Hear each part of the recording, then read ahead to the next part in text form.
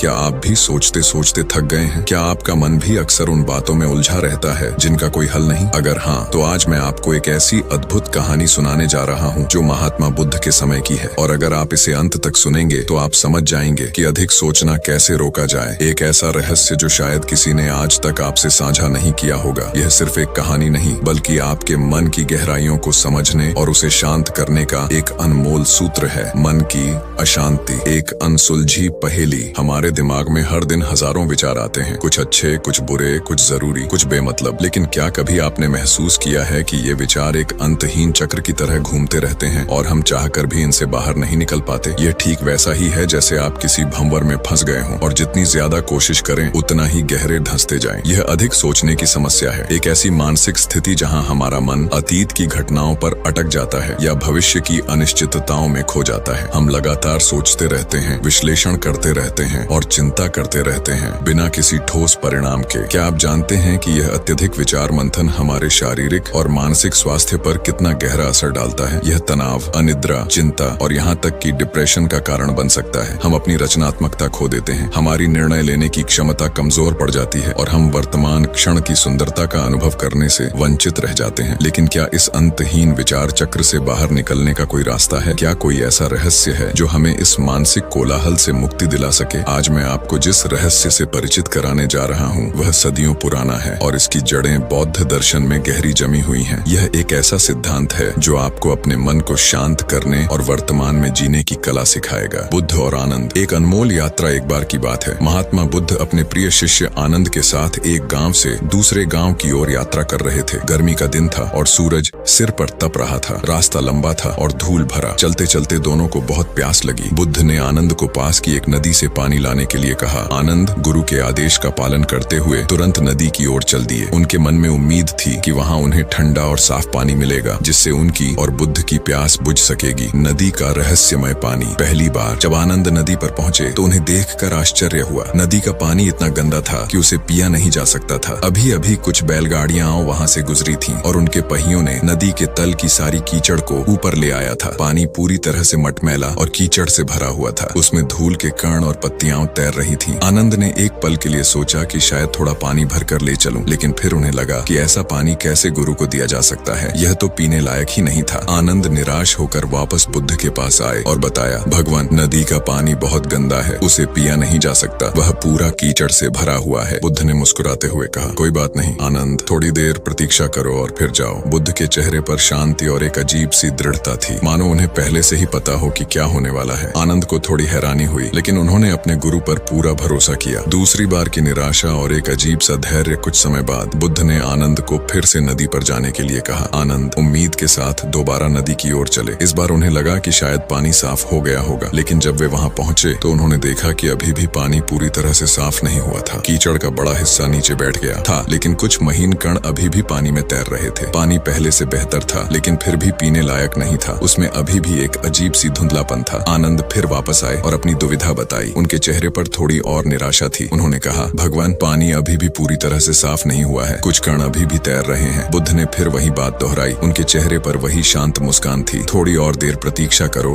आनंद और फिर जाओ। आनंद को इस बार थोड़ा अजीब लगा। उन्हें समझ नहीं आ रहा था कि बुद्ध उनसे क्या चाहते हैं। क्या यह सिर्फ पानी लाने की बात थी या इसमें कोई गहरा अर्थ छिपा था? रहस्य का अनावरण। तीसरी बार का चमत्कार। यह सिलसिला तीसरी बार दोहराया गया। आनंद ने थोड़ी हिचकिचाहट के साथ, लेकिन बुद्ध के प्रति अटूट श्रद्धा के साथ तीसरी बार नदी की ओर प्रस्थान किया। इस बार जब वे नदी पर पहुंचे तो उन्होंने जो देखा वह किसी चमत्कार से कम नहीं था। नदी का पानी बिल्कुल साफ और स्वच्छ था। कीचड़ पूरी तरह से नीचे बैठ चुका था और पानी इतना पारदर्शी हो गया था कि नदी की तलहटी साफ दिखाई दे रही थी। वह पानी पीने योग्य और ताजा था, मानो कभी गंदा हुआ ही न हो। आनंद ने प्रसन्नता पूर्वक पानी भरा और दौड़कर बुद्ध के पास ले आए। उनके चेहरे पर एक अलग ही चमक थी, न केवल प्यास बुझने की खुशी बल्कि कुछ गहरे को समझने की संतुष्टि। बुद्ध ने पानी पीते हुए आनंद से पूछा, आनंद, तुमने पानी को साफ करने के लिए क्या किया? आनंद ने उत्तर दिया, भगवान, मैंने कुछ नहीं किया, मैं बस वहीं बैठा रहा और प्रतीक्षा करता रहा। धीरे धीरे कीचड़ अपने आप नीचे बैठ गया और पानी साफ हो गया। मन का रहस्य और अधिक सोचने का समाधान। बुद्ध ने गहरी सांस ली और बोले, यही हमारे मन के साथ भी होता है आनंद। जब मन में अनेक विचार, चिंताएं और अधिक सोचना रूपी कीचड़ भर जाता है तो हम उसे बलपूर्वक साफ करने की कोशिश करते हैं, उसे हिलाते रहते हैं। हम अपने विचारों से लड़ने लगते हैं, उन्हें दबाने की कोशिश करते हैं या उनसे भागने की कोशिश कोशिश करते हैं, लेकिन जितनी ज्यादा हम उनसे लड़ते हैं उतना ही ज्यादा वे हमें परेशान करते हैं। ठीक उसी तरह जैसे पानी को हिलाने से कीचड़ और ऊपर आ जाता है, लेकिन जिस प्रकार तुमने नदी के पानी को बिना छुए केवल धैर्य पूर्वक प्रतीक्षा करके साफ होने दिया, उसी प्रकार अपने मन को भी शांत रहने दो। विचारों को जबरदस्ती रोकने की कोशिश मत करो, उन्हें आने दो, उन्हें महसूस करो, लेकिन उन पर प्रतिक्रिया मत दो। बस धैर्य रखो,